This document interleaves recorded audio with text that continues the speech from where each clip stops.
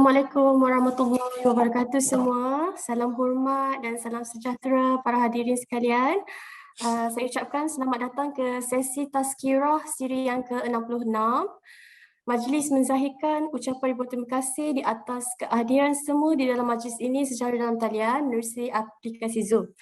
Okey, untuk makluman para hadirin sekalian, mohon hadirin untuk sentiasa memastikan tetapan mikrofon anda semua dalam berada mood senyap ya. Sepanjang atur cara sila gunakan ruangan chat dengan berhemah.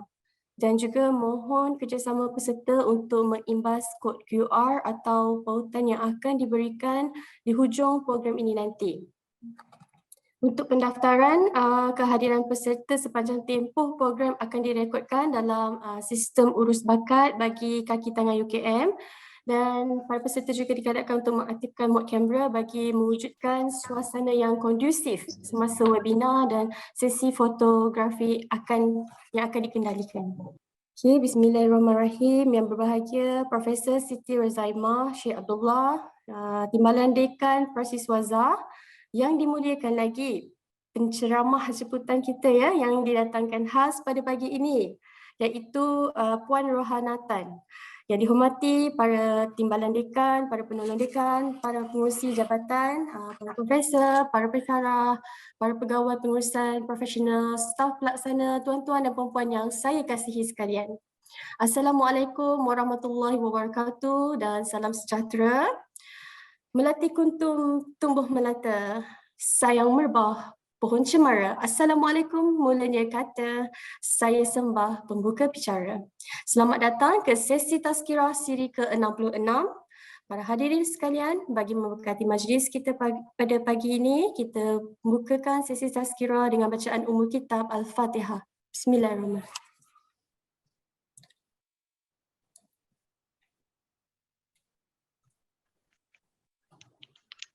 Amin, amin, ya Rabbal Alamin. Okay, terima kasih pada para hadirin semua. Hadirin yang saya hormati sekalian, penganjuran sesi Tazkirah setiap pagi Jumaat sudah sinonim ya dengan kehidupan kita di warga FKAB dalam peningkatan proses untuk kita menimba ilmu dan peningkatan kualiti diri staf yang berterusan.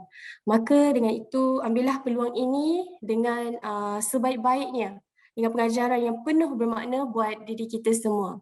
Hadirin sekalian, sebelum saya memperkenalkan puan penyampai Tazkirah kita pada hari ini, saya ingin mempersilakan yang berbahagia Profesor Siti Razaimah Syekh Abdullah, Timbalan Dekan Persiswaza untuk menyampaikan kata-kata aluan. Dipersilakan Prof. Okey, terima kasih Puan Tika. Okay. Assalamualaikum warahmatullahi wabarakatuh. Bismillahirrahmanirrahim. Okay. So di pagi Jumaat ni, alhamdulillah kita sekali lagi berkumpul lah untuk mendengar sedikit kita kata apa ya, rawatan hati kot ataupun sedikit peringatan lah untuk kita semua. Okay. Dalam kesibukan kita setiap hari bekerja, pergi ke pejabat ya, pagi balik petang, malam mungkin berfikir lagi pasal kerja. Okay. So saya rasa kita punya aktiviti Tazkirah ni setiap Jumaat ni memang amat bagus yang telah diperkenalkan oleh Datuk Dekan kita. Sebagai itu tadilah pengisian hati kita, peringatan yang kita ni hamba Allah lah. Okay. Dan dalam segala kehidupan kita memang banyak cabaran dan dugaan, dan saya rasa kita pun tahu setiap orang Islam memang kita sentiasa diingatkan kita tak akan dimasukkan dalam syurga kecuali diuji, okay? Kecuali diuji oleh Allah Subhanahu Wa Taala. So kita tahulah kehidupan kini memang penuh dengan cabaran dan dugaan, okay? Dan alhamdulillah pagi ni kita dapat penceramah orang UKM sendiri, Puan Rohana, dan saya memang kenal Puan Rohana.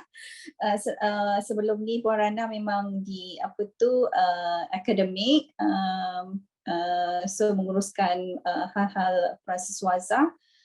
So sekarang ni Puan Rohana dah berpindah kepada strategik, tapi walaupun berpindah masih lagi dalam UKM lah, alhamdulillah, dan saya rasa amat bertuah sekali lah untuk berkongsi lah ataupun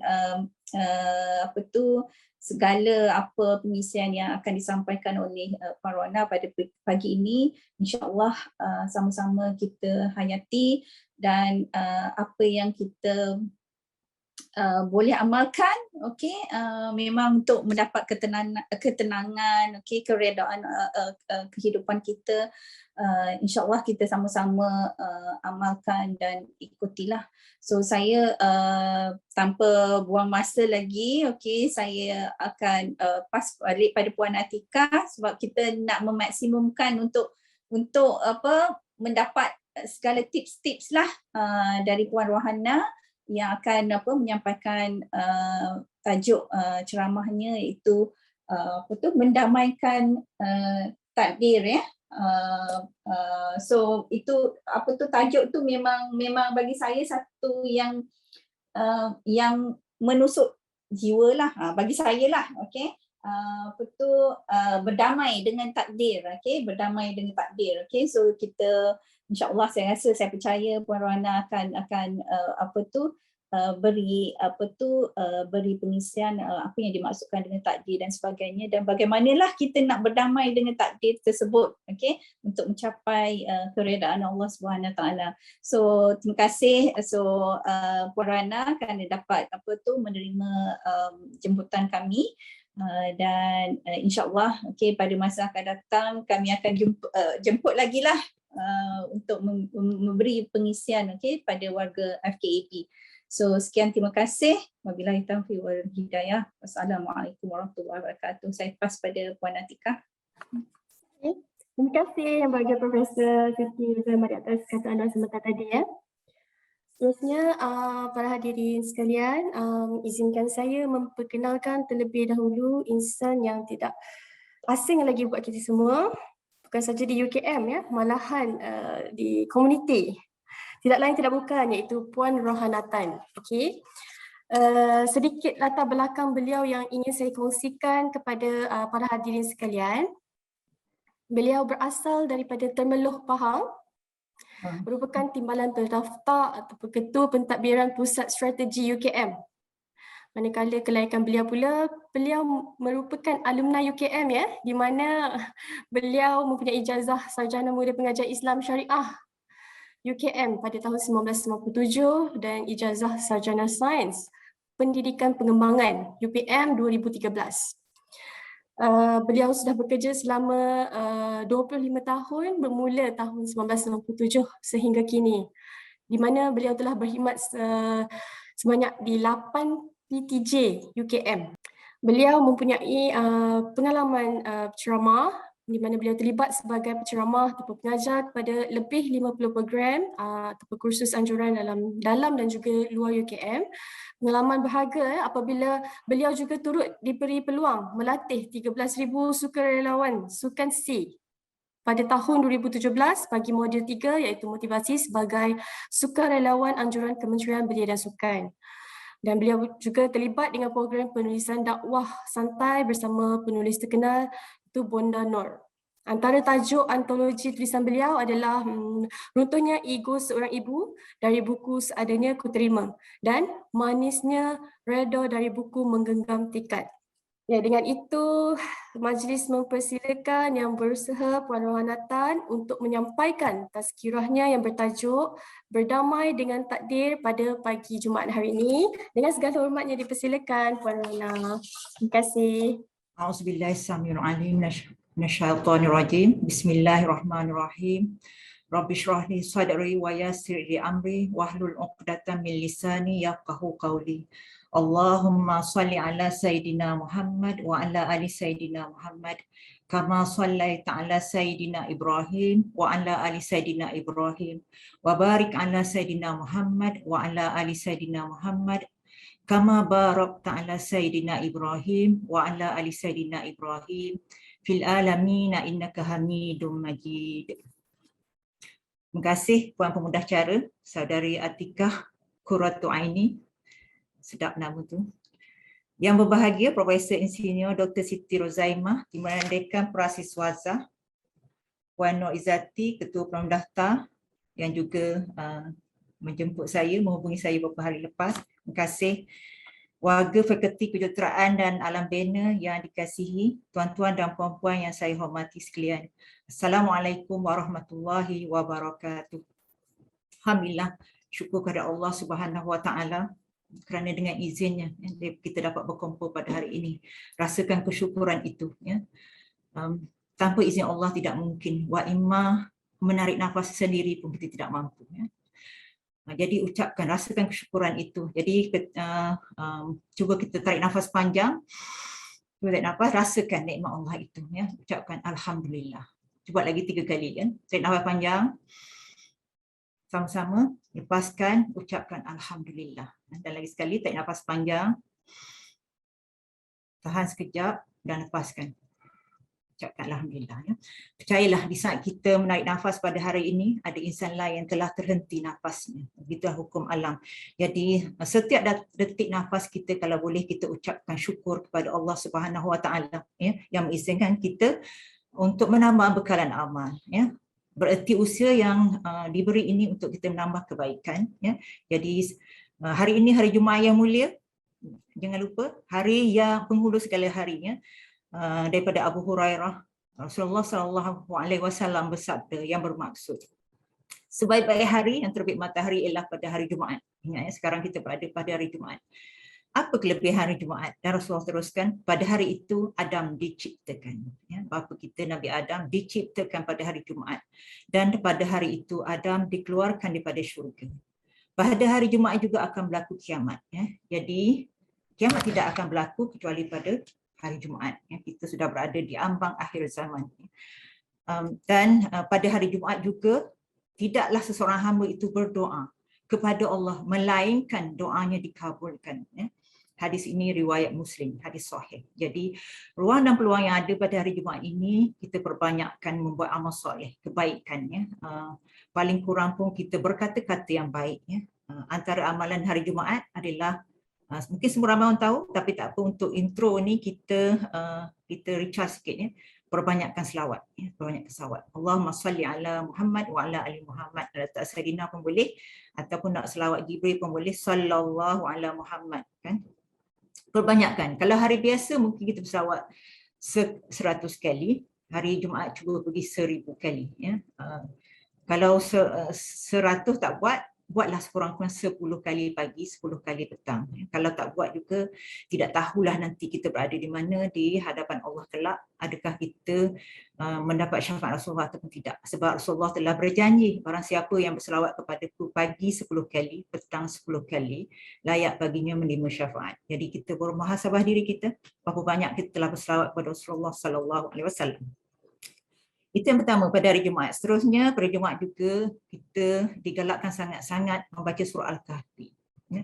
Mungkin di sini ramai yang belum biasa dengan surah Al-Kahfi, tak apa, peringkat awal baca 10 ayat yang pertama, 10 yang terakhir. Ya. Peringkat awal. Tapi bila janganlah terus sepanjang masa 10 yang pertama. Kan malam Jumaat cuba baca keseluruhan 110 ayat. Mungkin boleh bagi separuh lepas maghrib, separuh lepas isyak, separuh lepas subuh. Ya. Tapi insya-Allah kalau tuan-tuan dan puan-puan dan saya sendiri kita sudah akrab dengan Al-Quran, setiap hari membaca Al-Quran, kita mencintai Al-Quran, Al-Quran juga akan mencintai kita. Dan membaca surah Al-Kahfi itu tidaklah sesukar mana. Kita dah seronok. Lepas maghrib pun kalau betul caranya, insya-Allah kita boleh habis. Tak boleh habis pun sambung selepas isyak. Biasakan akrab dengan Al-Quran. Ya. Seterusnya hari Jumaat juga adalah banyakkan bersedekah. Kan? Kita sangat banyak ruang dan peluang. Sekarang sangat-sangat mudah. Kan? Kita boleh transfer je, klik je kan akaun tu transfer. UKM pun banyak. Gift to UKM banyak sangat. Ya. Tabung yang perlu, yang boleh kita sama-sama menyumbang. Tak boleh banyak tak apa, sikit pun okey. Tapi buat secara konsisten. Sekurang-kurang hari Jumaat ni kita juga bersedekah. Ya. Kita wakaf, ya, niat wakaf untuk keluarga kita yang telah pergi, untuk ibu bapa kita yang telah tiada. Kita niatkan pahala untuk mereka. Jadi gunakan hari Jumaat ini. Selain pada itu juga perbanyakkan berdoa. Seperti hadis sahih tadi, pada hari Jumaat akan ada satu waktu yang mana Allah akan angkat doa kita. Jadi gunakan ruang dan peluang yang ada. Hari Jumaat pastikan kita berkata yang baik, sebab kata yang baik juga adalah doa. Ya. Bercerita tentang doa, saya ingin berkongsi satu kisah. Ya. Kisah mungkin ramai yang kenal kat sini kan. Ustaz Muhammad Abdullah, kan Muhammad Abdullah, Muhammad Yang dia seorang usahawan, seorang penceramah, tapi dia juga adalah seorang penyelam, diver kan. Dikisahkan bagaimana cerita beliau menyelam bersama rakan-rakannya di Pulau Langkawi kan. Bila balik daripada Pulau Langkawi, Ustaz ni berniat untuk belanja kawan-kawannya makan. Ketika singgah di kedai makan tersebut, dia suruh kawan-kawan dia ambil makanan dan kemudian dia beritahu kawan-kawan dia, makanlah, saya nak pergi ke surau sekejap ya. Ustaz ni nak solat, mungkin nak solat duha begitulah kan. Dan kemudiannya Ustaz ni singgah sebelum ke surau, singgah dekat kakak cashier tu dan beritahu cashier tu, kira semua kawan-kawan saya ni saya nak belanja kan. Lalu cashier tu bagi tahu, Ustaz, minta maaf Ustaz, dah ada orang belanja. Jadi Ustaz tu pun mungkin ada orang tu kenal Ustaz Muhammad, jadi dia nak belanja. Dan kakak tu kata dah ada orang belanja, Ustaz tu kata tak dapat ada nak belanja kawan-kawan dia. Tapi sebab dia dah niat nak belanja kan. Kemudiannya dia nampak sekumpulan askar di sebelah kawan-kawan itu sedang makan kan. Kemudian dia kata kakak tu tak apa, kira askar tu punya makanan saya nak belanja. Kakak tu kata baiklah kan. Dan kemudian selepas itu Ustaz tu pergi ke surau untuk solat. Ketika sampai di surau, dia melihat ada seorang lagi tentera yang sedang solat, lepas solat dan sedang berdoa. Kemudiannya dah habis tentera tu berdoa, kemudiannya dia Ustaz duduk sekejap, dan dia ada ruang dan peluang untuk bertanya, dia tanya tentera tu, Tuan, dia katakan, Tuan doa apa tadi? Dia tanyakan. Lalu tentera tu sebut, saya berdoa semoga pasukan saya selamat pergi dan pulang, dia katakan. Lepas tu tentera tu diam, Ustaz pun diam. Kemudian selang seminit tu Ustaz tu tanya lagi, Tuan doa apa? Dia tanyakan, dia nak tahu, dia tanya. Kemudian tentera itu beritahu, saya berdoa kepada Allah semoga sahabat-sahabat saya dimurahkan rezeki. Nampak ya? Di situ Ustaz tu terus teringat, mungkin sebab doa inilah membuatkan Allah buka hatinya untuk untuk belanja kumpulan askar tadi. Moral of the story, kita hidup ini kita tidak tahu doa siapa yang Allah makbulkan. Kita tidak boleh sombong kerana mungkin kita menjadi seperti hari ini adalah sebab doa orang-orang lain. Mungkin doa sahabat-sahabat kita yang bersama-sama dengan kita pada berkumpul dalam majlis ilmu pada hari ini, kita saling mendoakan.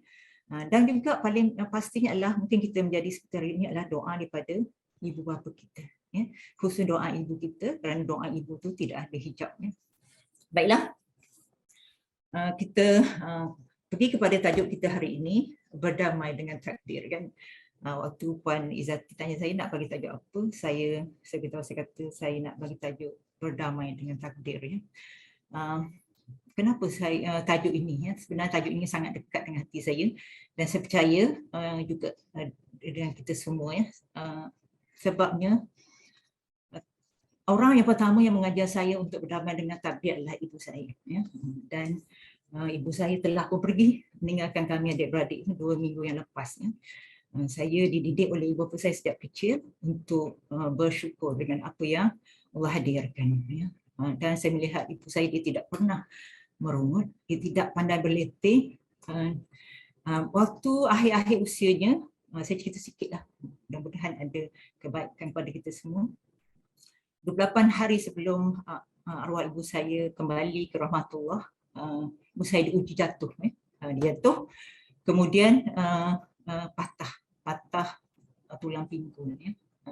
Sepanjang seminggu di hospital melalui operation successful ya, operation itu berjaya. Ibu saya kemudiannya 3 minggu seterusnya adalah tinggal bersama dengan kami, menjaganya lah. Dan saya melihat sepanjang beberapa hari ibu saya tidak pernah mengerang. Walaupun disakit, ibu saya tidak pernah merungut, ibu saya tidak pernah mengeluh, tidak pernah. Yang saya dengar adalah zikrullah dengan lafaz la ilaha illallah. Dan alhamdulillah Allah izinkan, itu pun doa kami adik-beradik, kami bersama arwah sehingga akhir hayatnya, dan saya Allah izinkan untuk mengajarnya kalimah syahadah ya. Dan perkataan terakhir yang keluar dari mulut adalah la ilaha illallah. Jadi tuan-tuan dan puan-puan, begitulah sedikit saya intro untuk berdamai dengan takdir, dan saya juga sekarang ini sedang mendidik diri untuk berdamai dengan takdir apa yang Allah hadirkan, ya, ujian untuk kami sekeluarga sekarang lah, ya. Tetapi tetap mengisi berdamai dengan takdir dan mengisi dengan penuh rasa syukur. Sebab apa? Walaupun diuji dengan perginya ibu yang tersayang, tetapi Allah memberi peluang dan ruang untuk kami membelai ibu, untuk saya membelai, adik-beradik membelai ibu saya selama 28 hari. Ya. Itu sedikit. Baiklah, kita fokus pada cerita berdamai takdir ni. Kenapa nak berdamai dengan takdir, kan? Betul tak? Kita tanya diri kita, pasal apa nak berdamai? Selama ni bergaduh ke? Kan? Betul tak? Selama ni kita berlawan ke dengan takdir, kan, atau bagaimana, kan, dalam hidup kita. Cuba supaya saya tak bercakap seorang sangat, boleh juga tulis dekat mesej tu, kan, cuba kongsikan apakah rasanya bila kita berdamai takdir ni. Berarti kita berdamai dengan ujian yang Allah hadirkan, betul tak, kan? Dia takdir versus takdir, kan. Takdir ni kita berusaha melakukan sebaik mungkin, kan. Kita mentadbir kehidupan kita yang sebaik mungkin, tetapi kadang takdir Allah tidak sama seperti apa yang kita rancang, betul tak? Kan? Kita diuji dengan ujian yang pelbagai. Mungkin boleh kongsi kat sini, cuba kita tengok apa ujian yang melanda kita sendiri ataupun negara sekarang, masyarakat. Mungkin boleh kongsikan sedikit apakah ujian yang melanda setiap hari yang tuan-tuan dan puan-puan rasakan. Mungkin boleh kongsi dekat ruangan mesej, jadi kita dapat tengok, kan, masing-masing berdasar pemerhatian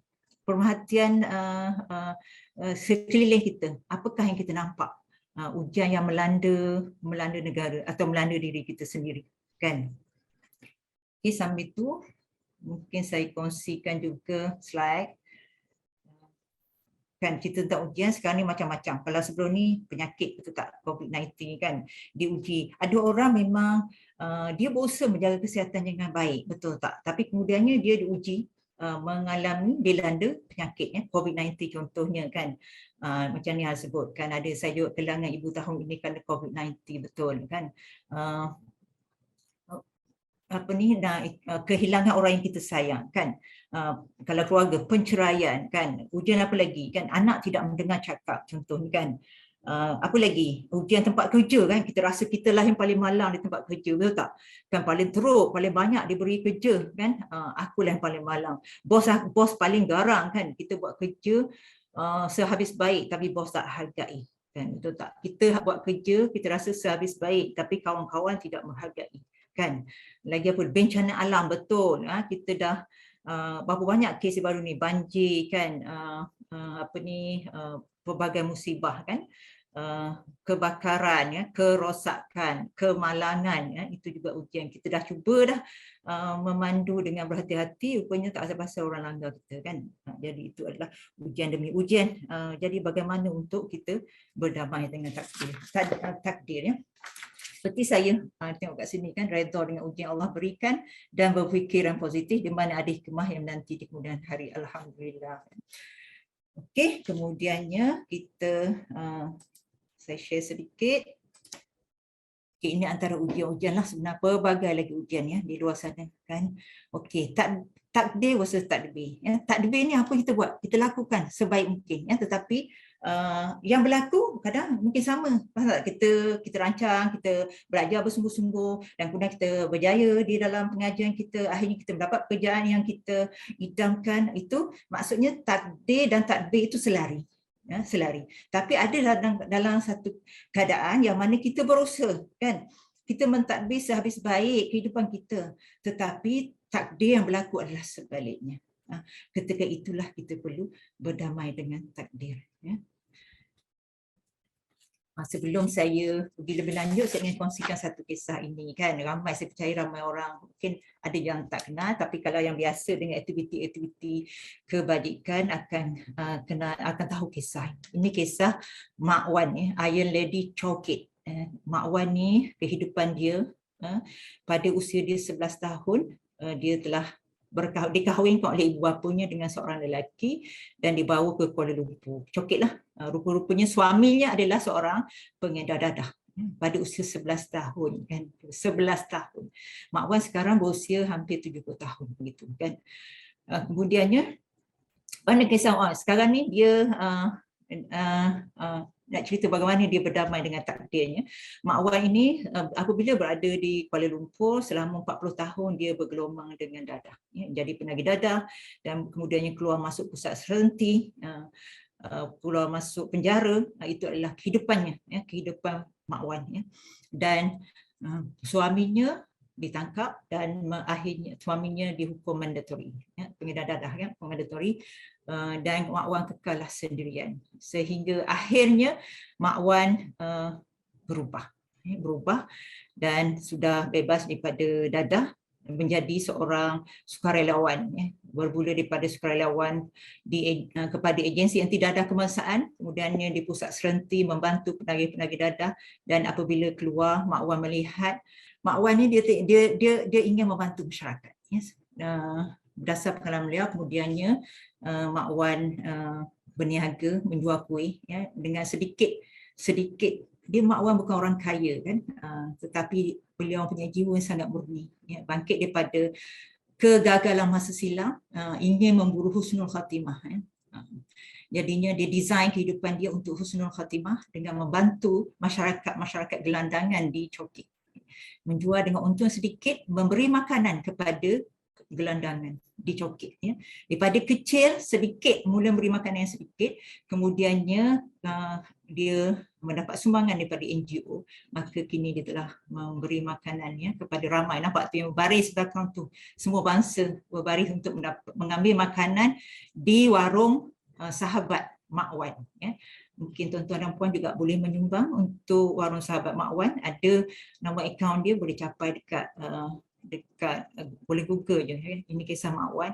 Dan kini apa Mak Wan buat seterusnya? Dia membuka, dia sendiri jahil dengan ilmu agama, tapi dia ingin menjadi diri dia lebih baik.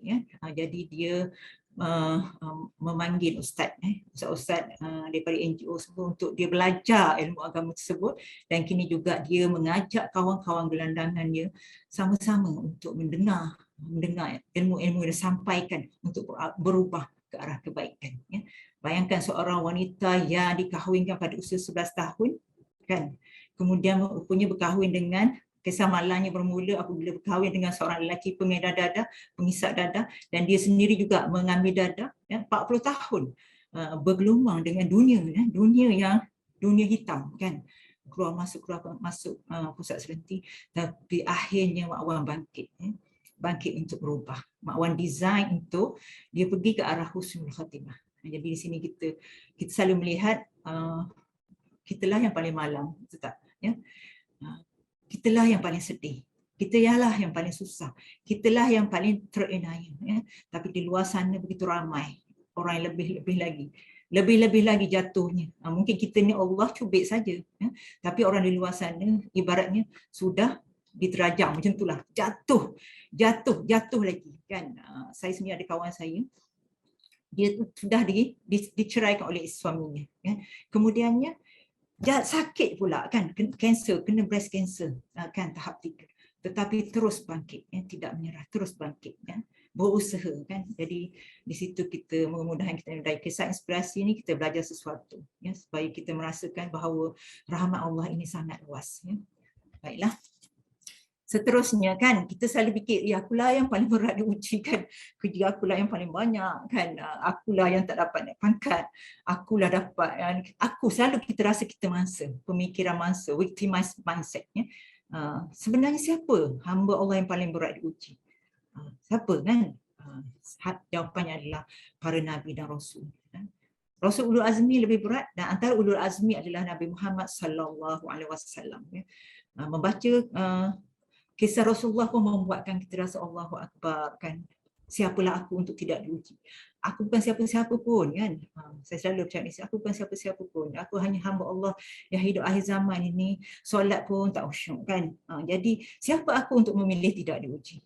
Rasulullah SAW kalau meneliti sejarah hidupnya, yang paling sedih adalah pada tahun ke-10 Kerasulan. Ini adalah kisah yang selalu saya ingat. Bagaimana Rasulullah SAW sehingga tahun 10 itu sebut sebagai tahun kesedihan.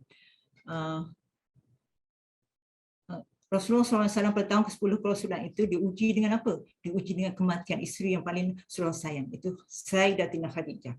Bayangkanlah kan, Rasulullah ni ketika orang lain tidak beriman, Khadijah beriman.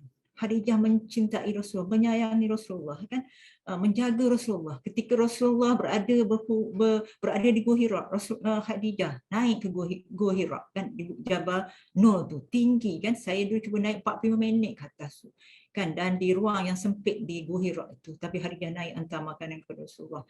Dan di saat orang lain kan tidak percaya Rasulullah, Khadijah percaya kepada Muhammad, ya.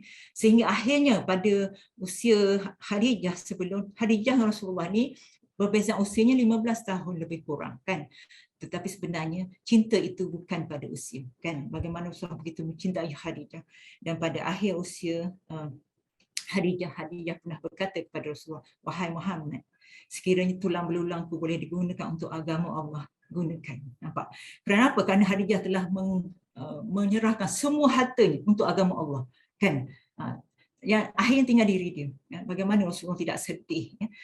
Seorang isteri berkorban segalanya, betul tak, kan, untuk agama Allah di saat orang lain tidak percaya, ya. Begitu hebatnya cinta Khadijah.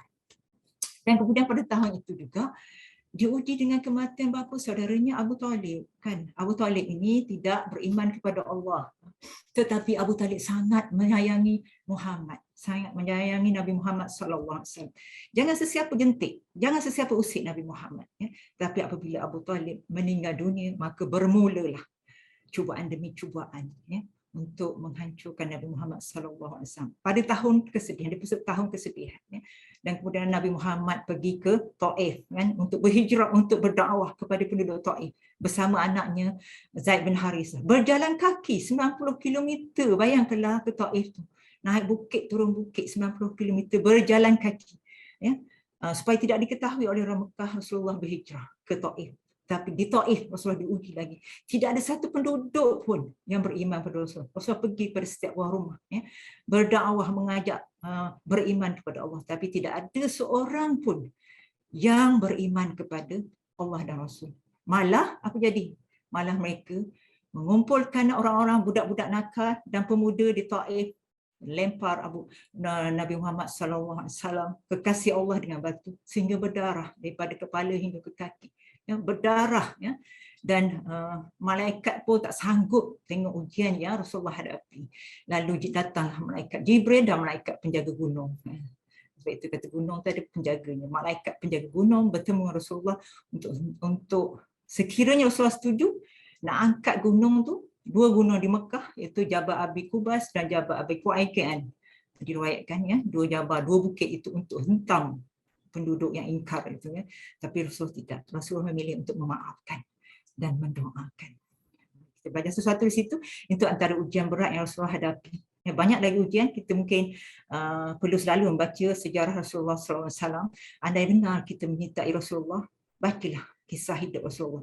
Sekurang-kurang di rumah ada satu buku tentang Nabi Muhammad SAW. Dan seterusnya, sejenak, kita fikir sejenak. Cuba kita fikir balik, apakah ujian paling berat dalam hidup kita? Kan, dalam hidup sepanjang kita hidup, mungkin ada kat sini dah hidup 30 tahun, 40 tahun, 50 tahun, 60 tahun. Fikir balik, apakah ujian paling berat dalam hidup kita, hidup anda, kan. Mungkin sepanjang kehidupan, mungkin diuji masa kecil dengan kesusahan, kemiskinan, contoh miskinnya, susahnya, kan. Mungkin diuji dengan kematian orang kita sayang, kan. Mungkin diuji dengan pelbagai ujian. Cuba kita ingat balik apa ujiannya dan bagaimana anda melaluinya, kan. Bangkit atau menyerah, bila kita takdir Allah itu datang, kita punya pilihan untuk bangkit atau menyerah, ya. Move on atau menyalahkan. Kalau menyerah berarti kita pergi ke akhirnya kepada depression, kemurungan, menyalahkan dunia ini tidak adil, kan. Allah tidak adil, semua orang salah, kan. Atau kita memilih untuk bangkit. Kita boleh membuat pilihan dalam hidup kita. sebelum saya kongsi selanjutnya, saya nak kongsi satu video ni. Mungkin kalau dengar saya cakap je macam ni kan, dengar sikit cuci mata, cuci telinga. Mungkin ada hal yang dah pernah dengar, tapi tak apa, at least kita mendapat sesuatu. Saya pun selalu tengok video ni, dia memberi inspirasi. Ya. Bagaimana untuk bangkit daripada takdir Allah Subhanahu Wa Taala. Ni kisah Muniba Mazari, Iron Lady Pakistan. Mungkin kita sama-sama tengok dan mungkin kita belajar sesuatu. I was 18 years old when I got married. I belonged to a very conservative family, a Baloch family, where good daughters never say no to their parents. My father wanted me to get married, and all I said was, if that makes you happy, I'll say yes. And of course, it was never a happy marriage. Just about after 2 years of getting married, about 9 years ago, I met a car accident. Somehow my husband fell asleep and the car fell in the ditch. He managed to jump out, saved himself. I'm happy for him. But I stayed inside the car and I sustained a lot of injuries. The list is a bit long. Radius ulna of my right arm were fractured. The wrist was fractured. Shoulder bone and collarbone were fractured. My whole rib cage got fractured. But that injury that changed me and my life completely was the spine injury. Many people came to rescue. They gave me CPR. They dragged me out of the car. And while they were dragging me out, I got the complete transection of my spinal cord. Those 2.5 months in the hospital were dreadful. I was at the verge of despair. One day, doctor came to me and he said, well, I heard that you wanted to be an artist, but you ended up being a housewife. I have a bad news for you. You won't be able to paint again. Next day, doctor came to me and said, your spine injury is so bad. You won't be able to walk again. I took a deep breath and I said, it's all right.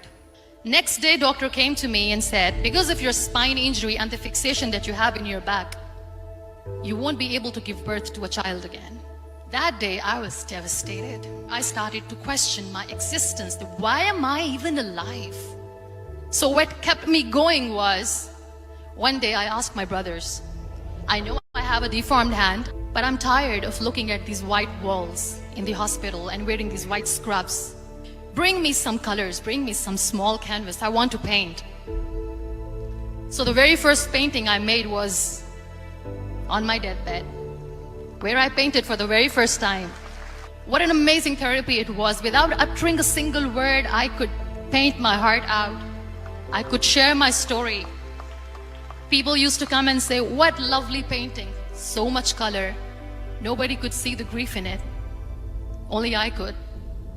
And that day I decided that I'm going to live life for myself. I am not going to be that perfect person for someone. I am just going to take this moment and I will make it perfect for myself. That I'm going to fight my fears. So I wrote down one by one all those fears. And I decided that I'm going to overcome these fears one at a time. You know what was my biggest fear? Divorce. But the day I decided that this is nothing but my fear, I liberated myself by setting him free. And I made myself emotionally so strong that the day I got the news that he's getting married, I sent him a text that I'm so happy for you and I wish you all the best. And he knows that I pray for him today.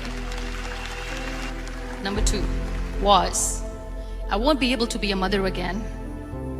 And that was quite devastating for me. But then I realized there are so many children in the world, all they want is acceptance. So there is no point of crying, just go and adopt one. And that's what I did.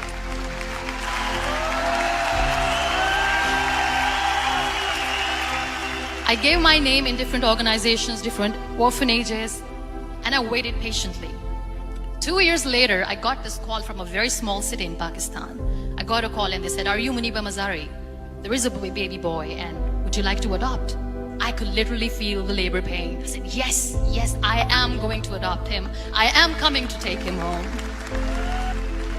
And that day, I was 2 days old, and today he's 6. You know, when you end up being on the wheelchair, what's the most painful thing? People think that they will not be accepted by the people because we, in the world of perfect people, are imperfects. So I decided to appear more in public. I started to paint. I have done a lot of modeling campaigns. I decided that I'm going to join the national TV of Pakistan as an anchor person. I became the National Goodwill Ambassador for UN Women Pakistan, and now I speak for the rights of women, children. I was featured in BBC 100 Women for 2015. I'm one of the Forbes 30 under 30 for 2016. So when you accept yourself the way you are, the world recognizes you. It all starts from within. We have this amazing fantasy about life. This is how things should work. This is my plan. It should go as per my plan. If that doesn't happen, we give up. I never wanted to be on the wheelchair. Never thought of being on the wheelchair. This life is a test and a trial, and tests are never supposed to be easy. So when you are expecting ease from life, and life gives you lemons, then you make the lemonade, and then do not blame life for that. It is okay to be scared. It is okay to cry. Everything is okay, but giving up should not be an option. They always say that failure is not an option. Failure should be an option, because when you fail, you get up, and then you fail, and then you get up, and that keeps you going. Embrace each and every breath that you are taking. Celebrate your life. Live it. Don't die before your death. Real happiness lies in gratitude. So be grateful, be alive, and live every moment.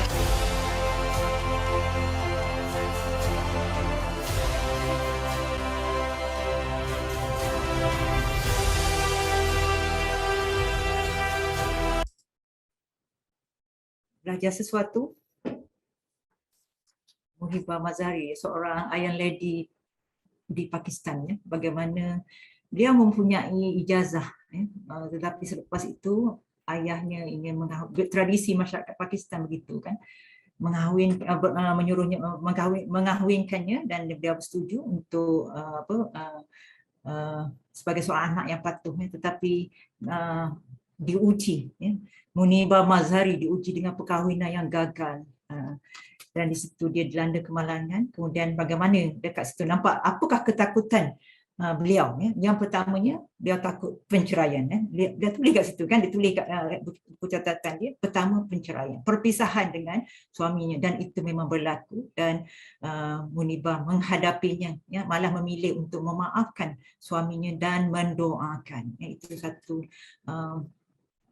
hati yang suci, ya, memaafkan, melepaskan, memaafkan dan mendoakan.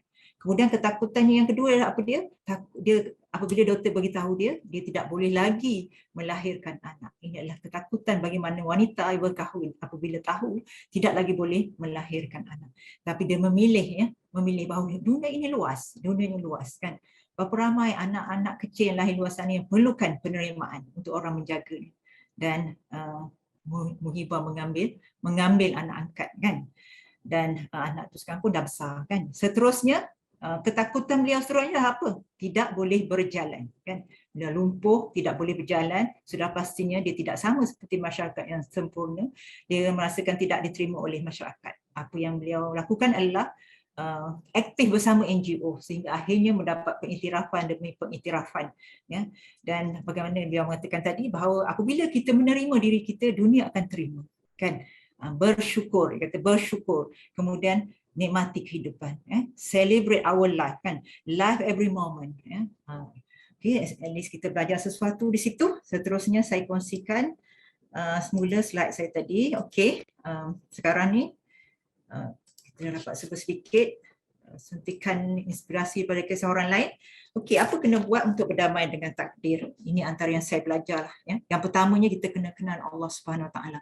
Allah yang menciptakan kita. Kita tahu Allah, tapi kita kenal ataupun tidak, kan? Yang kedua, kita yakini hikmah ujian. Hikmah di sebalik yang tersirat daripada ujian yang tersurat. Dulu saya bersekolah, surat agama selalu Ustaz kata, insya-Allah semua yang berlaku ada hikmah, kan? Dia berlaku tepat pada masanya. Mak saya selalu cakap tak perlu kita bincang benda yang dah berlaku, memang masanya kan.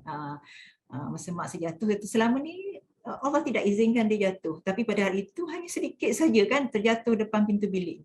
Memang dah masanya. Itu selalu mak saya sebutlah kan, kita ikhlas menerima ujian. Dan yang ketiga, kita menerima kehidupan. Baiklah kan, kenal Allah. Bagaimana nak kenal Allah? Kena tahu bahawa Allah itu sifatnya adalah Ar-Rahman kan. Maha pengasih, Maha penyayang, Ar-Rahman Ar-Rahim ya. Sehingga disebutkan oleh Rasulullah ketika Rasulullah bersama sahabat melihat seorang ibu yang sangat menyayangi anaknya kan. Tapi Rasulullah sebut ya, saya tanya sahabat, apa warna sahabat? Sahabat kata ibu tu sangat menyayangi anaknya, betul kan? Kemudiannya Rasulullah sebut Allah lebih lagi kan. Manusia mengasihi, haiwan mengasihi anaknya, semua itu hanya sedikit daripada lautan kasih sayang Allah. Kita kena faham bahawa Allah itu Maha Pengasih. Jadi takdir Allah itu sentiasa yang terbaik. Wa makaru wa makarullah wallahu khairul makirin ya. Kita merancang, Allah merancang. Tetapi takdir Allah itu adalah, perancangan Allah itu adalah sebaik-baik perancangan. Kan kadang kita Allah sebut dalam Quran apa? Boleh jadi kamu membenci sesuatu padahal ia baik bagimu. Dan boleh jadi kamu menyukai sesuatu padahal ia tidak baik bagimu. Allah mengetahui sedangkan kamu tidak mengetahui. Kita ikhlas dengan apa yang hadir kan, dan berusaha untuk move on dan melakukan kebaikan demi kebaikan untuk takdir seterusnya. Dan kadang kita rasa kita terinaya kan. Dia senang contoh macam ni lah. Kita masa kecil selalu memanjat ke atau kita buat sesuatu yang kita suka kan, tapi mak kita halang, betul tak? Sebab apa? Sebab mak kita tahu apa yang terbaik. Begitu Allah Subhanahu Wa Taala. Kadang dia tidak mengizinkan takdir itu berlaku kerana Allah sedang ingin menghidangkan sesuatu yang lebih baik selepas ini. Fa inna ma'al usri yusra, inna ma'al usri yusra. Jadi bersama kesusahan yakin ya. Itu ayat Quran, Allah janji, Allah tidak pernah menipu. Dalam Al-Quran sebut bersama kesusahan ada kesenangan. 2 kali Allah ulang. Jadi apabila kita sedang diuji, kita yakin seyakin-yakinnya bahawa akan ada kebaikan sedang menanti kan. Seterusnya kita kena sedar kita hanya hamba Allah. Kita dah kenal Allah, kita tahu kita hamba, bukan tuan kan. Kita hamba. Jadi kita hamba, apa yang Allah hadirkan, kita terima, kita ikhlaskan, kita berdamai. Tetapi untuk seterusnya kita berusaha melakukan yang terbaik. Bukanlah Allah dah takdirkan lah, tak payahlah usaha kan. Allah dah takdir dah aku ni aku ni tak dapat naik pangkat contohnya. Allah dah takdirkan dah aku ni tak dapat semua ni kan. Tak kan, takdir yang lepas, tapi kita perlu mentadbir untuk seterusnya untuk kita mendapat ganjaran pahala seterusnya kan, dan juga mendapat kebaikan, mendapat takdir yang seterusnya. Akan tiba masa tu takdir itu selari dengan takdir kita. Dan seterusnya ingat bahawa dunia ini sementara kan. Ramai orang kata contohnya kita diinaya kan, kemudian kita rasa Allah akan balas kan, tapi kita kata lambat lagi balas, tak tahu masa bila kan. Sebenarnya kita rasa dunia ni macam lambat lagi, tak, dunia sekejap. Cuba fikir, tanya balik orang yang dah umurnya 60, 50, cuba tanya dia, dah kerja UKM 30 tahun, 25 tahun je saya kan, 20 tahun, tanya dia, rasa macam ni, macam sebenarnya rasa macam baru lagi benda tu berlaku kan. Itulah dunia. Jadi kita kena faham, dan seterusnya kita fokus redha Allah ya. Bila kita fokus redha Allah ni, saya ingat ada satu kisah kan, bagaimana cerita kebun durian. Saya buat cerita lah. Kenapa boleh buat cerita ni, ingat sikit kan ilmu tu. Dipanggil apa, storytelling kan. Kalau bagi point kan, satu pun tak ingat, akhir mengantuk kan. Kisah kebun durian. Okey ya, ini kisah macam mana seorang anak belajar luar negara dah lama tak balik kan, sekali nak balik kan. Bagaimana perasaan ibu bapa? Tentulah bahagia kan. Seronoknya anak kesayangan nak balik, betul tak? Jadi perancangannya masak sedap-sedap kan. Perancangan apa lagi? Teringat kebun durian sedang berbuah kan, sedang mula gugur. Jadi si ayah ni pergi kebun durian, tunggu durian gugur, kemudiannya bawa satu bakul, nak isi dalam satu bakul. Tengah tunggu dekat pondok durian tu nyamuk kan, nyamuk gigit. Adakah ayah tu balik? Tak balik kan, sebab apa, nyamuk pun dia punya matlamat dia nak ambil durian, buah durian kan. Jadi tampaklah nyamuk tu kan, perlu hidup api kat situ, asap tu bakarnya untuk halau nyamuk. Dan kemudiannya buah durian gugur, petik masuk bakul. Tengah tunggu lagi durian gugur, kerengga gigit kan, sakitnya kena gigit kan, kemudian bunuh kerengga tersebut. Tunggu lagi durian gugur kan, gugur lagi. Kemudiannya nampak lipan kan, ada lipan. Jadinya bunuh dari depan tu sebab aku nak ambil durian kan, kumpul durian. Akhirnya nampak ular kan.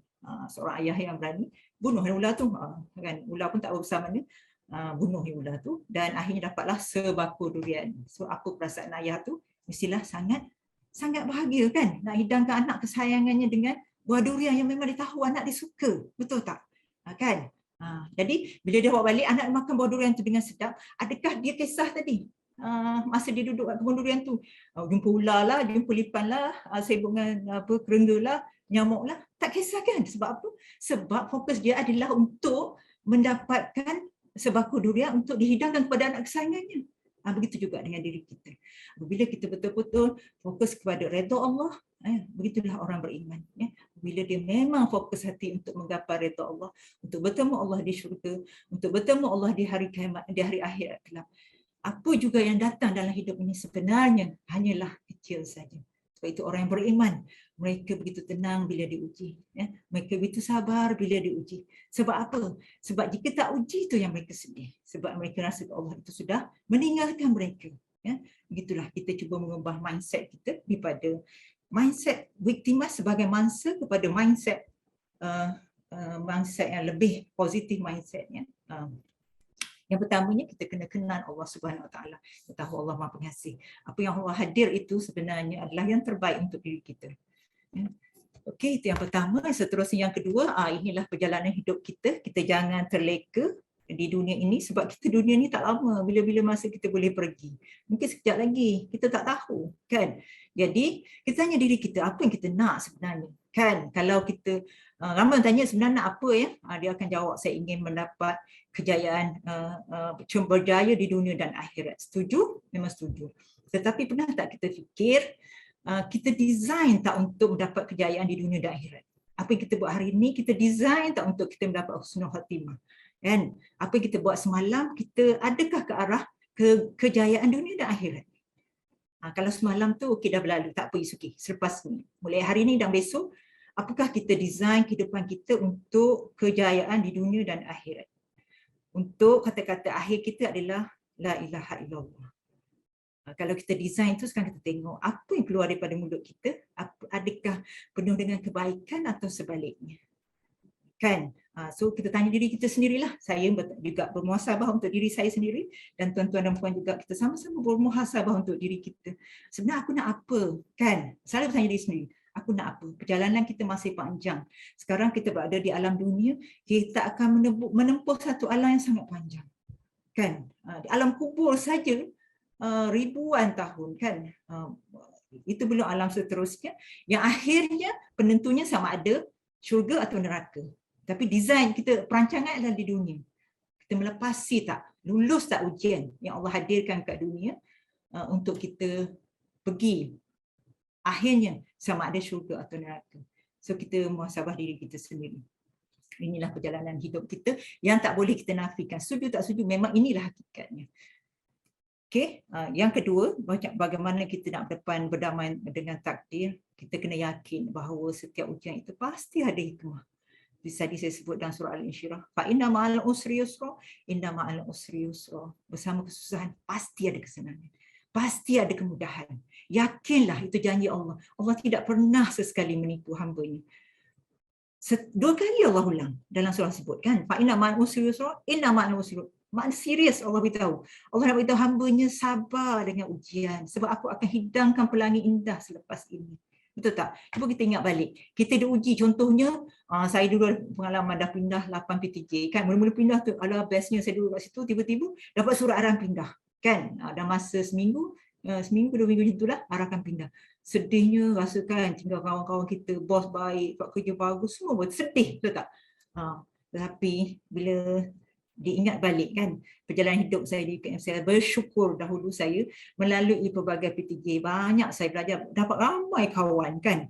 Alhamdulillah, ya Allah, syukurnya atas nikmat Allah bagikan. Begitu juga dengan bos yang garang. Betul tak? Saya dah 8 PTJ, mestilah ada hadapi bos yang garang, macam-macam, betul tak? Rupa-rupanya di sebaliknya terkandung hikmah Allah yang Maha Pengasih sangat luas. Allah nak belajar saya untuk hati lebih tenang, lebih jangan mudah sentap, kan? Kalau tidak sikit sentap, saya sedih, kan? Sebenarnya bila Allah Bagi ujian selepas tu yang lebih berat lagi, kita boleh hadapi sebab kita telah melalui proses-proses ujian tu, kan? Belajar punya dunia ini bukan dunia, kita bukan berada di syurga, kita berada di dunia. Dunia ini memang tempat ujian. Normal kita berjumpa dengan orang yang contoh mulut jahat, dan kita akan jumpa juga orang yang mulut baik. Allah itu maha adil, kan? Dia ibarat apa ni? Sebab Allah nak mendidik kita, nak menjadi kita seperti hari ini, dia akan datang ke orang yang baik, dan datang ke orang yang mulut jahat ni. Tujuannya apa? Supaya kalau semuanya baik, mualah kita, kan?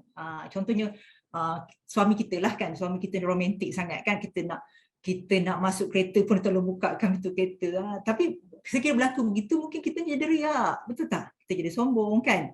Kita tengok suami orang lain tak romantik, contoh kan, macam kita isteri orang lain tak sebaik, kita jadi riak, jadi sombong. Ada hikmah di situ. Di sebalik hikmah tu juga kita menjadi lebih baik. Dan seterusnya apa? Seterusnya ujian juga sebagai penghapus dosa. Kita ni bukan rasul, kita bukan nabi, bukan rasul yang maksum. Kita memang berdosa. Jangan kita perasan, betul tak? Memang berdosa, kan? Mungkin tadi keluar dari rumah, kita tahu kita dah buruk sangka, tengok orang tu potong kereta kita, kan, kita kata apalah, kita mengkutuk dia, kan. Sedangkan sebenarnya orang itu mungkin sedang kecemasan, kan, ada kematian di rumahnya, dia terpaksa, kan. Orang itu mungkin ada kecemasan, ada apa, isteri nak bersalin contohnya, dan mungkin orang tu kecemasan, apa, dah sakit perut tak tahan, kan. Itu terkeluar, jadi dia pun tak nak terpaksa. Jadi kita ni cepat-cepat tu buruk sangka. Jadi istighfar, ujian tu pasti ada hikmahnya. Jangan cepat buruk sangka dengan apa yang Allah hadirkan, kan. Berhati-hati tu okey, tapi buruk sangka tu kena berhati-hati, kan. Kita ni kadang banyak sangat buruk sangka, banyak istighfar. Dan ujian seterusnya sebagai cara Allah nak angkat darjat kita, kan. Allah Maha Pengasih, Allah bagi ujian untuk Allah angkat darjat. Betul lah, sebab dosa dah gugur, Allah angkat darjat. Sehingga akhirnya kita berjumpa Allah dalam keadaan suci dan bersih. Okay, bersama kesusahan ada kesenangan, pastinya itu janji Allah. Dan seterusnya, ini contoh ujian kad pejabat lah, biasa kita jumpa. Kalau kita rasa ujian kita teruknya, di luar sana lebih teruk lagi. Ya, musim pandemik, berapa ramai orang yang dibuang kerja, kan. Dahulunya T20, kini menjadi B40. Ramai Allah uji, dan kita bersyukurlah dengan apa yang kita ada, kan. Penjawab awal antara yang beruntung. Syukurlah, ucapkan Alhamdulillah. Yang ketiga, bagaimana kita nak berdamai dengan ujian adalah kita perlu menerima kehidupan. Pertamanya, terima diri kita sendiri. Banyak masalah di luar sana, kita selalu rasa kita tak okey, orang lain okey. Tak, kita ada kelebihan kita tersendiri. Contohnya kita ibarat buah, strawberry dengan apple tak boleh compare, betul tak? Apple ada kelebihannya, strawberry ada kelebihannya. Ada orang tak makan strawberry, ada orang tak makan apple. Begitu diri kita. Jadi tak perlu banding dengan orang lain, tetapi sebaliknya kita menerima diri kita seadanya. Ucapkan Alhamdulillah dengan apa yang Allah hadirkan. Aku terima diriku seadanya, kan. Ramai orang luar sana dia tidak menerima, tak terima diri tu, rasa tak okey, banyak tak okey. Aku teruk, kan. Belajar menerima diri sendiri, itu yang paling penting, ya. Terima orang lain. Manusia ini memang begitu Allah jadikan, ya. Tapi kita fikir pula, kalau aku seorang hidup kat dunia ni best tak? Tak best, kan. Allah yang Maha Pengasih hadirkan orang sekeliling kita untuk menghiburkan kita. Dulu kita seorang, kemudian Allah bagi kita pasangan, kita berkahwin, kemudian kita dikurniakan anak, kan. Bila ada anak kita mungut pula, degil lah, kan, contohnya. Isteri tak dengar cakap lah, kan. Sedangkan Allah itu semua yang Allah izinkan, Allah hadirkan orang sekeliling kita itu kerana Allah kasih pada kita. Kita contoh pergi pejabat, kan, cuba yang ke semua tak ada, kita seorang je, kan, kawan-kawan semua tak ada. Sunyilah pula, kan. Tapi bila dah ada kawan-kawan tu, Allah akan ujilah dengan perangai kawan-kawan kita tu. Jadi terima saja, terima orang lain punya, sebab kita tidak boleh mengubah, kan. Kita boleh ubah diri sendiri. Jadi kita terima, ada yang macam ni, ada yang macam ni. Itulah kehidupan. Sangat indah Allah hadirkan. Seterusnya terima perhubungan, kan. Perhubungan tu kadang berwarna-warni. Kita terima, ikhlaskan, itulah cara Allah mendidik kita. Dan seterusnya jangan lupa bersyukur, terima kasih, kan. Terima kasih ni tak perlulah kita pergi keluar sana. Diri sendiri sudah cukup. Bersyukur dengan apa yang Allah hadirkan. Cuba semua orang sentuh mata masing-masing. Ada tak mata? Cuba bercara pada diri sendiri. Alhamdulillah, terima kasih ya Allah. Kau kurniakan aku mata. Dengan mata ini aku boleh melihat. Aku boleh melihat orang yang aku sayang. Aku boleh melihat diri aku sendiri. Andai kau tarik nikmat mata ini, ya Allah, gelaplah dunia. Kita bersyukur kan. Diri sendiri, itu bawa mata. Belum lagi telinga kan. Cuba kita ucapkan syukur. Terima kasih ya Allah, kau kurniakan aku telinga. Dengan telinga ini aku boleh mendengar. Selalu tak kita bersyukur dengan apa kita ada. Tak perlu pergi keluar lagi. Dengan apa yang kita ada pun kita boleh tersungkur, sujud dan menangis kalau kita faham. Itulah sahabat Rasulullah SAW, mereka akan menangis bila ingatkan nikmat Allah yang maha luas. Diri kita sudah cukup, tuan-tuan dan puan-puan. Tak perlulah kita cerita nikmat luar sana kan. Apa sangat bandingan ujian. Tangan kita, Allah bagi nikmat tangan kita, ucapkan syukur. Terima kasih kepada Allah. Andai Allah tarik nikmat tangan ini, siapa nak suapkan makan mulut kita? Kita akan susahkan orang, betul tak? Kita akan menyusahkan kawan-kawan kita, menyusahkan keluarga khususnya.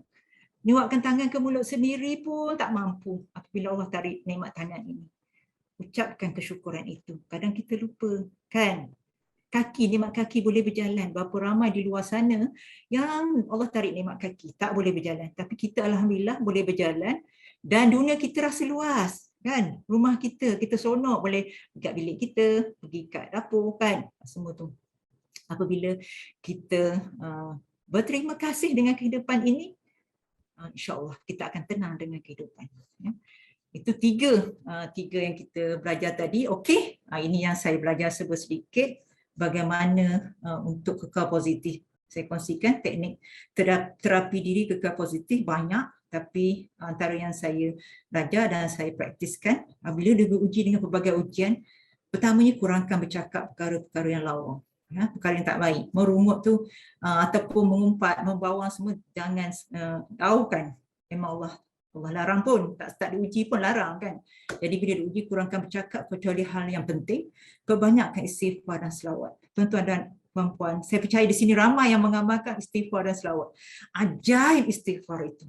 Subhanallah, kita ucap astaghfirullahalazim, astaghfirullahalazim. Kita diuji, amalkan istighfar. Saya sendiri sudah melaluinya sehingga dirasakan ujian tu, saya pun boleh, kenapa aku setenang ini menghadapi ujian? Sedangkan orang lain merasa kita diuji dengan ujian yang berat. Lepas fikir mungkin asbab istighfar. Istighfar bukan bila diuji bukan sakat 10 kali, 100 kali, beribu. Istighfar je. Allah bagi kekuatan yang sangat dahsyat dari dalam. Membuatkan kita rasa damainya hati, ya. Istighfar luar biasa. Sebab itu kalau baca Al-Quran, Nabi Nuh ajar umatnya, qul istaghfiru rabbakum innahu kana ghaffar, ya. Beristighfarlah, sesungguh Allah itu Maha Pengampun. Apa lagi sama ayat tu? Apa jadi dengan istighfar? Allah turunkan rahmat, bentuk rezeki dan pelbagai. Buka surah kisah Nabi Nuh, kan? Nabi Nuh ajar umatnya untuk istighfar, dan daripada asbab istighfar itulah Allah turunkan rahmatnya yang maha luas. Jadi kita sambil duduk-duduk kat pejabat tu, daripada terlalu banyak bercakap, cakap penting okey, ya, perbanyakkan istighfar. Cuba istighfar 100 kali setiap hari minimum. Paling baik ialah waktu pagi. Yang biasa bangun awal sebelum subuh, amalkan istighfar 100 kali. Dan kemudian selawat. Selawat ni jangan ceritalah, memang terlalu banyak kebaikan dapatnya. Saya jumpa ramai kawan-kawan saya. Dulu masa pandemik, saya ingat seorang kawan saya, dia diuji dengan ujian keuangan, kan, akhirnya boleh keluar daripada permasalahan keuangan, hutang, antaranya asbab selawat. Setiap hari dia selawat 1000 kali. Allahumma salli ala Muhammad wa ala ali Muhammad. Sebanyak mana kita berselawat, ya. Itu adalah bukti cinta kita kepada Rasulullah, ya. InsyaAllah mulut yang banyak berselawat Allah akan jaga. Allah akan pelihara. Mungkin pada awal kita suka cerita orang, tapi kalau kita banyak berselawat, Allah akan mula jaga lidah kita. Kita sudah mula menjauhkan daripada perkara-perkara yang mazmumah, yang lawa, kan. Seterusnya apa? Hening, ya. Hening, kadang-kadang kita diuji, kita sedih, hening, diam seketika, sedari, being present. Okay, kita hening, tarik nafas, being present, sedari. Okay. Kita sedar, kita sedang apa sekarang ni? Contoh sedang sedih, okay. Sedari kita sedang sedih. Atau sedang benci, sedari kita sedang benci. Sedari, kadang tak sedar, maksud kita perlu sedari. Macam solat lah, nak khusyuk, sedari. Ada orang tak sedar solat tu, rokok, sujud, semua tahu dah bisa salam. Tadi betul lah aku 4 rakaat Zuhur. Dah lupa pula rakaat berapa. Sebab apa? Tidak hadir, ya, sedari, being present. Jadi kalau kita tengah sedih, tak apa, it's okay. Itu adalah Allah bagi satu yang itu kita sebagai manusia memang kadang rasa sedih, tapi bila kita sedari sedih itu tak lama. Kan? Benci pun kita sedari kita benci, kita tanya diri sendiri, kenapa aku mesti membenci? Apa kebaikan pada diri aku? Nampak kita bermonolog. Ini antara cara yang saya belajar lah. Kemudian syukuri, tadi saya dah sebut kan, syukuri apa yang ada, tak perlu pergi jauh. Tubuh badan sendiri dah cukup. Buat setiap hari, tuan-tuan dan puan-puan, aku rasa ya Allah, nikmat Allah ni luas. Sehingga kita rasa kita bersyukur sangat-sangat apa yang Allah hadirkan kat dunia ini. Kan? Kemudian seterusnya belajar memaafkan. Memaafkan yang paling penting adalah maafkan diri sendiri dulu. Berapa ramai orang tidak berdamai dengan diri sendiri. Tidak memaafkan dirinya atas masa lepas. Kan? Menyesal aku, contohkan dulu. Menyesal aku tolong dia. Menyesal aku pergi kat sana. Itu yang lepas. Ikhlaskan. Maafkan. Maafkan diri kita tu. Dan kita move on. Ya, move forward. Ya.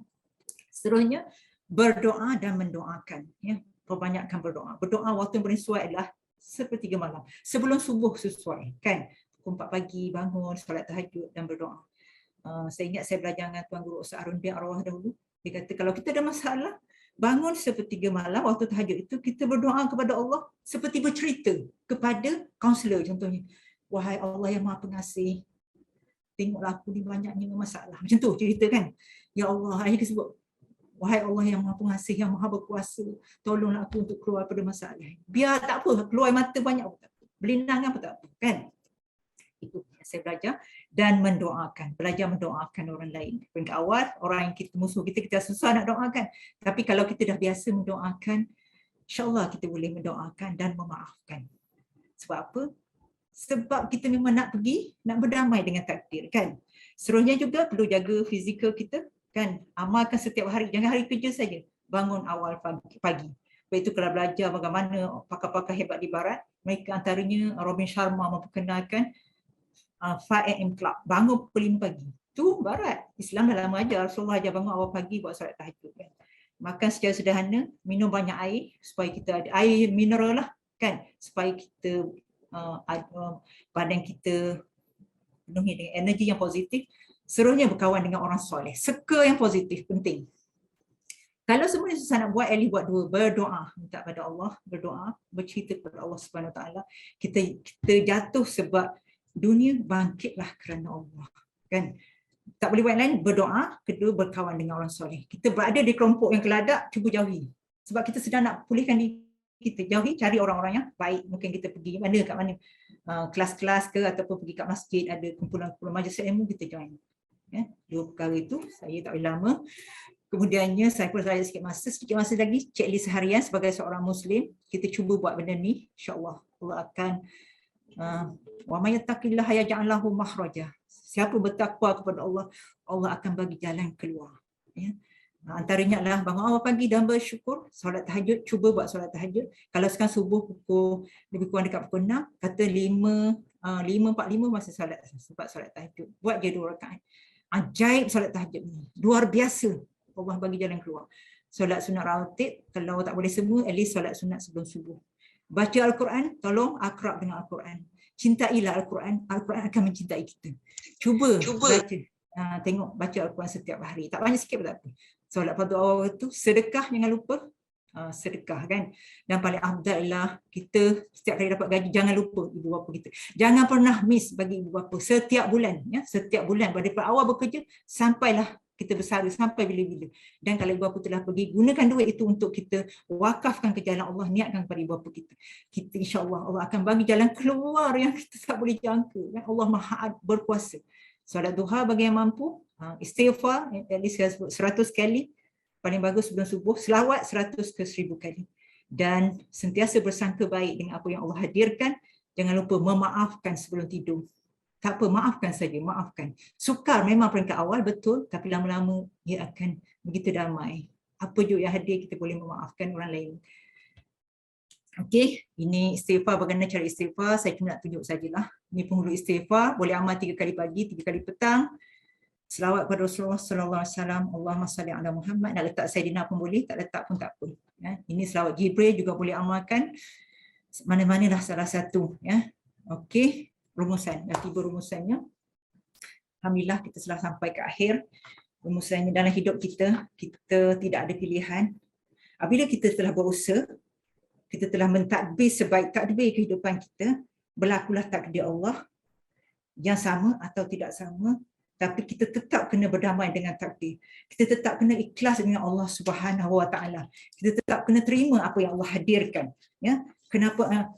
Sebab kita sedang memburu husnul khatimah. Kan? Kita sedang memburu husnul khatimah. Kita ingin berjumpa Allah dalam keadaan hati kita damai. Kita ingin bertemu dengan Allah dalam keadaan nafsul mutmainnah, jiwa yang tenang. Seperti disebut dalam Al-Quran, a'udzubillahi minasyaitonirrajim, ya ayatuhan nafsul mutmainnah. Allah seru pada saat akhir sebelum roh kita keluar kan daripada jasad kita. Wahai jiwa yang tenang. Irji'i, Allah kata, kembalilah kepadaku. Irji'i ila rabbiki radiyatan mardiyah. Kembalilah kepadaku dalam keadaan kau redha, aku redha. Allah katakan, fadkhuli fi ibadi. Allah kata apa? Masuklah ke dalam hamba-Ku yang soleh. Wadkhuli jannati. Allah kata apa? Silakan hamba yang aku kasihi masuklah ke dalam syurga-Ku. Jadi, ya, apabila kita design untuk nafsul mutmainnah berjumpa Allah, kita tidak punya pilihan, kita perlu berdamai dengan takdir. Saja daripada saya, mohon maaf salah silap, mungkin kalau ada soalan boleh jawab 1-2 soalan. Sekian, terima kasih. Assalamualaikum. Terima kasih Yang Bersahabat Peranakan di atas perkongsian yang cukup bermanfaat dan menarik pada pagi Jumaat hari ini. Okey, kita bukakan kepada sesi soal jawab. Jika para hadirin ada soalan yang ingin diajukan pada Puan Ana, dipersilakan.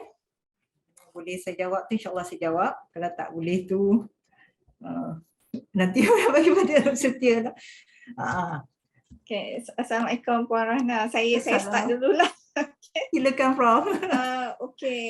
Ialah banyak tips-tips yang memang ialah yang saya rasa bukan perkara yang sukar untuk kita lakukan kan. Macam zikir, baca Quran dan sebagainya, tu semua tu rutin yang sepatutnya kita amalkan lah setiap hari. Especially dalam zikir lah saya rasa kan. Dia macam mana bila kita teringat tu, ini saya dalam diri saya lah. Biasa saya kalau start nak pergi kerja tu kan, bawa kereta, ialah pada kita duduk saja tu kita zikir kan. So biasanya apa yang saya amalkan, saya macam sedekah Al-Fatihah untuk ialah Rasulullah, untuk ni adalah turutan saya tu. So itu macam dia jadi rutin lah pada saya bila saya kerja kan. So bila Sabtu Ahad tu tak bawa kereta, dia jadi dah tak buat kan. And especially bila kita bercuti lama kan. Jadi sebab rutin saya adalah bila saya naik kenderaan, itu benda yang saya ingat perlu buat lah kan.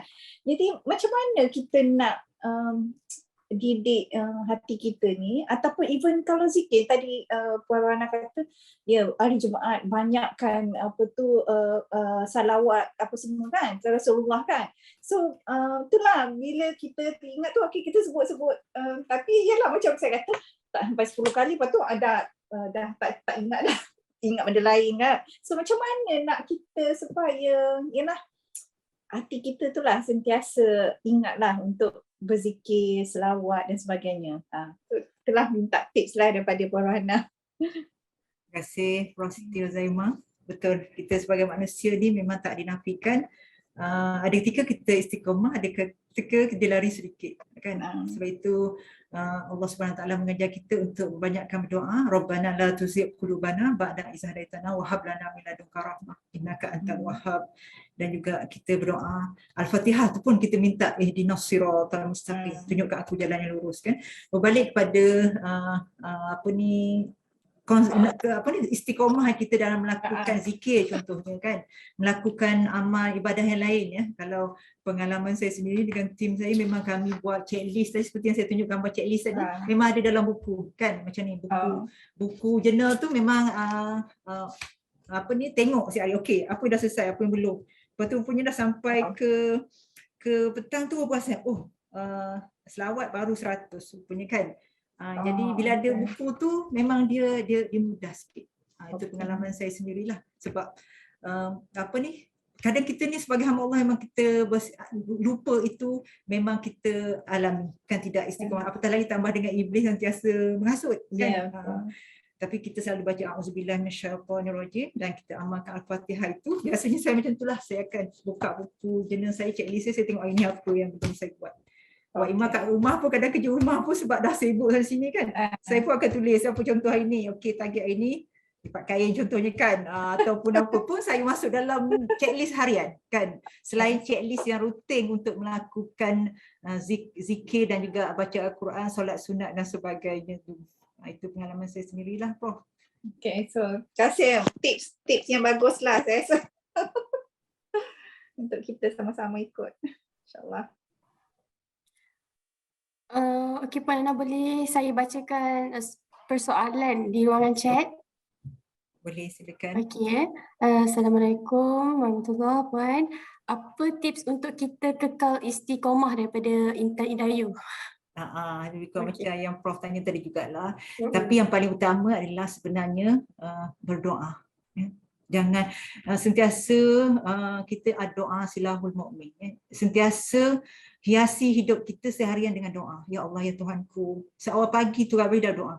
Ya Allah, ya Tuhanku, aku nak jadi baik. Ya Allah, tolonglah aku. Ya Allah, hari ini aku nak cakap yang baik saja. Tolonglah aku. Ya Allah, aku ingin berjaya. Bantulah aku. Bercakap, bermonolog dengan Allah SWT. Berbicara dengan Allah. Ya. Tak perlulah kita amal. Kita pun bukan semua yang arif dengan bahasa Arab. Mungkin tak pandai doa bahasa Arab. Tak apa, doa bahasa Melayu. Angkat tangan, mungkin mulaan baca Alhamdulillahirabbil alamin wassalatu wassalamu ala asyrafil anbiya'i wal mursalin wa ala alihi wasahbihi ajma'in. Terus doa, ya Allah, ya Tuhanku, aku nak kekal dalam kebaikan, tolonglah aku ya Allah, istiqamah dalam kebaikan. Ihdinas siratal mustaqim, tunjukkan aku jalan yang lurus ya Allah. Duhai Allah yang Maha Pengasih, tolonglah aku hamba-Mu yang hilang ini, tolonglah ya Allah. Itu antara yang perlu. Kalau tanya saya bagaimana istiqamah, yang paling ampuh adalah berdoa. Nampaknya dah tak ada, kita tutup ya sesi soal jawab pada hari ini. Okey, baik para hadirin sekalian, maka selesai sudah tazkirah kita pada hari ini, ya, cukup bermanfaat ya, cukup berharga buat kita semua pada pagi ini. Jadi sebagai tanda kenang-kenangan, saya mempersilakan pada hadirin sekalian untuk membuka kamera video masing-masing dan kekal selama lebih kurang 1 minit untuk sesi bergambar secara maya. Silakan urusan teknikal.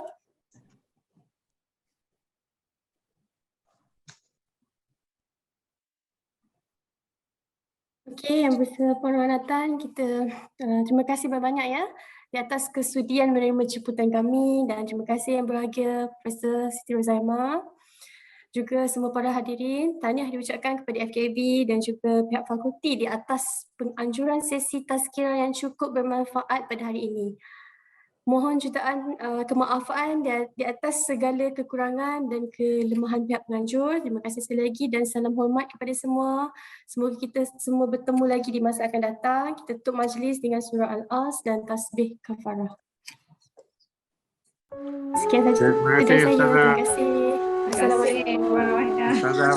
Saya panggil dia Ustazah. Saya tak tahu. Terima kasih Dato' Ustazah.